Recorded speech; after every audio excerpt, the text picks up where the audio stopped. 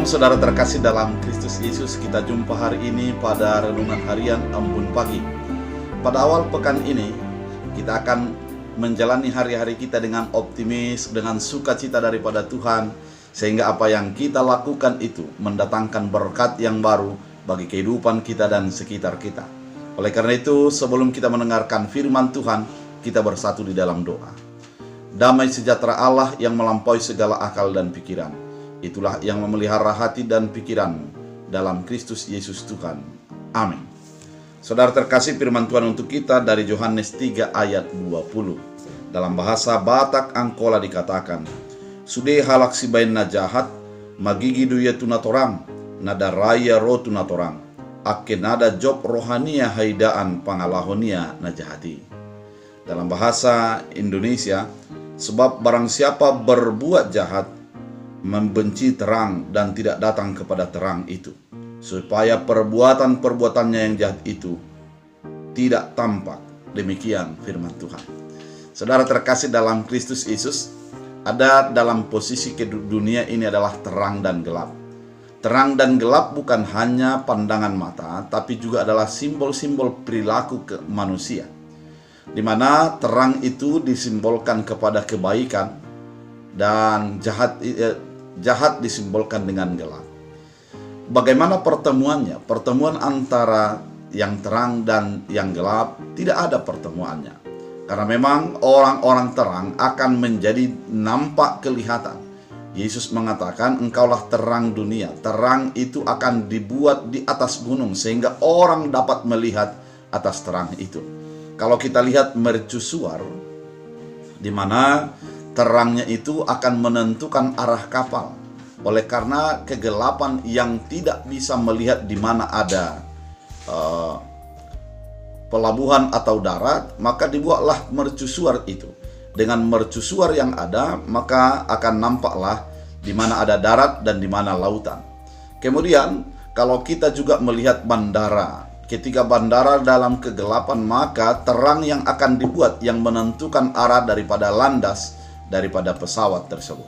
Terang itu berdampak, terang itu berpengaruh kepada orang-orang yang ada di dalam kegelapan, sehingga melalui terang itu orang melihat dengan jelas apa yang harus dilakukan. Dan sedangkan yang berbeda adalah gelap. Gelap itu adalah sesuatu yang tersembunyi, keadaan di mana tidak mau nampak dalam kehidupannya. Oleh karena itu, gelap itu biasanya sesuatu yang sulit untuk bergabung dengan terang, karena melalui terang transparanlah apa yang dilakukan di dalam gelap itu. Sedangkan perbuatan-perbuatan gelap adalah keinginannya agar tidak ketahuan apa yang dilakukannya. Oleh karena itu, perilaku-perilaku gelap juga selalu berusaha untuk tidak ketahuan. Dia akan menyembunyikan diri di dalam sebuah perbuatan-perbuatan yang sudah dia lakukan. Oleh karena itu, saudara terkasih dalam Kristus Yesus, kehidupan kita mau diarahkan kepada terang itu, di mana Yesus Kristus adalah terang yang sesungguhnya. Ketika kita di dalam Kristus Yesus, maka terang itu akan menerangi hati kita, pikiran kita, mata kita, dan perbuatan kita. Dan kita akan melakukan tindakan-tindakan, perbuatan-perbuatan yang terang oleh karena Kristus ada di dalam kita. Sedangkan ketika kita sudah di dalam gelap, kita akan tidak datang kepada Yesus Kristus. Karena ketika kita datang kepada Yesus Kristus, kita akan merasa terhakimi, kita akan merasa diarahkan kepada sesuatu yang tidak kita inginkan. Oleh karena itu, terang tidak akan bertemu dengan gelap. Pada firman ini, sebab barang siapa berbuat jahat, membenci terang dan tidak datang kepada terang itu. Membenci, bukan hanya menghindari, tapi membenci kepada terang itu. Maka kita ketahui bahwa ketika kita berbuat baik, kita akan dibenci oleh orang-orang lain, karena memang orang lain masih dalam kegelapan. Kita akan dijauhi dari orang-orang lain, karena mereka belum melihat terang itu, supaya perbuatan-perbuatan yang jahat itu tidak nampak. Ketika sesuatu perbuatan jahat disepakati menjadi sebuah kebenaran, maka perbuatan jahat itu menjadi sebuah kebenaran.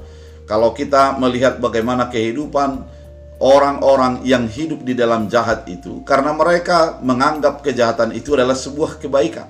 sehingga mereka menghindari daripada orang-orang baik. Oleh karena itu, saudara terkasih dalam Kristus Yesus, firman ini mau mengatakan dalam kehidupan kita, mari tetap dekat kepada Yesus Kristus yang menjadi sumber terang itu. Dan tetaplah sinarmu bercahaya di tengah-tengah kegelapan, sehingga orang-orang yang di dalam kegelapan tetap tercahayai ataupun terterangi di dalam kehidupannya.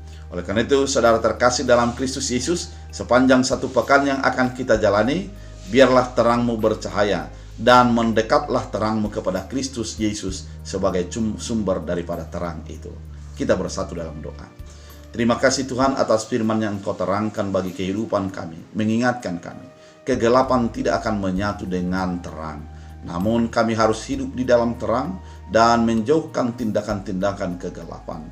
Bila firman ini menjadi berakar, bertumbuh dan berbuah dalam hidup kami.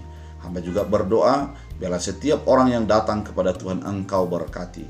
Engkau curahkan karuniamu, Engkau curahkan berkat-Mu kepada setiap rumah tangga mereka, pekerjaan mereka dan kehidupannya.